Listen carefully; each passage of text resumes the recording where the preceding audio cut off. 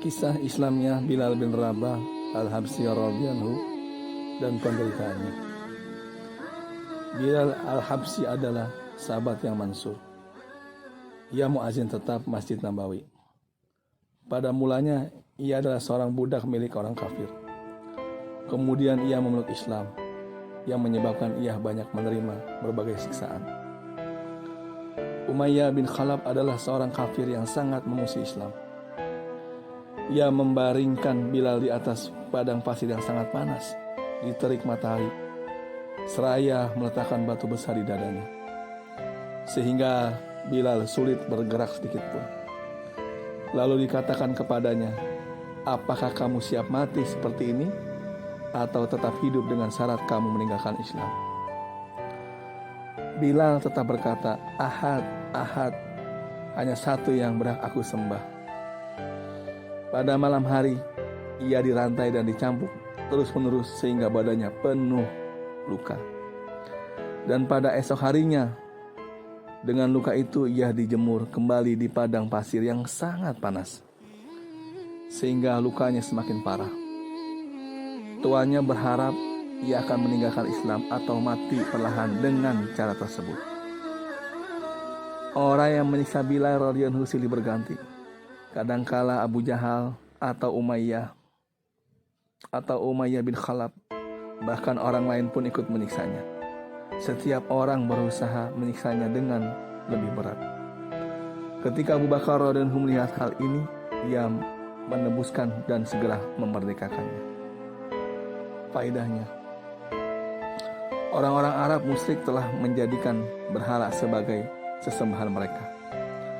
Dan sebagai lawannya, Islam mengajarkan tauhid hanya kepada Allah SWT. Inilah yang menyebabkan dari lisan Bilal radhiyallahu selalu terucap Ahad, Ahad, karena hubungan dan cinta yang tinggi terhadap Allah SWT. Sekarang kita banyak melihat cinta yang palsu. Seseorang yang dicintai tentu akan merasa nikmat bila disebut namanya. Kadangkala tanpa tujuan yang jelas namanya akan disebut-sebut. Lalu bagaimanakah dengan cinta kepada Allah SWT yang pasti akan berguna di dunia dan akhirat? Cinta itulah yang membuat Bilal radhiyallahu rela disiksa, sehingga penderitaan demi penderitaan menimpanya.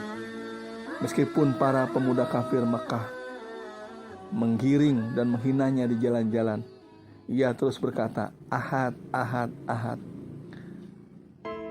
Inilah kehidupan yang pernah dialami.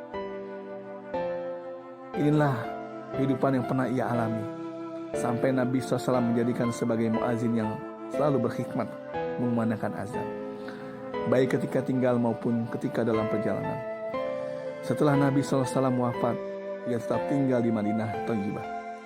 Hanya saja ia tidak tahan melihat tempat Nabi SAW yang telah kosong, sehingga ia berniat menghabiskan sisa hidupnya untuk berjihad, dan beberapa lama ia tidak akan kembali ke Madinah.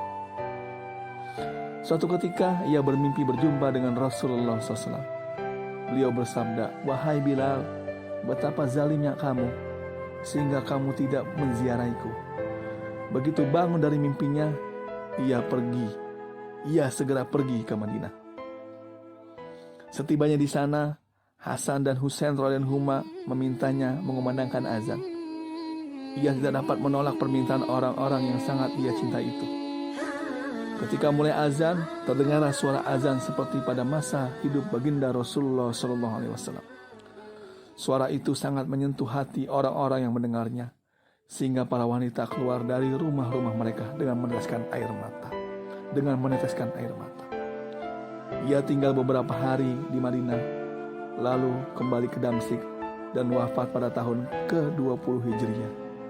Dalam kitab Usudul Gabah.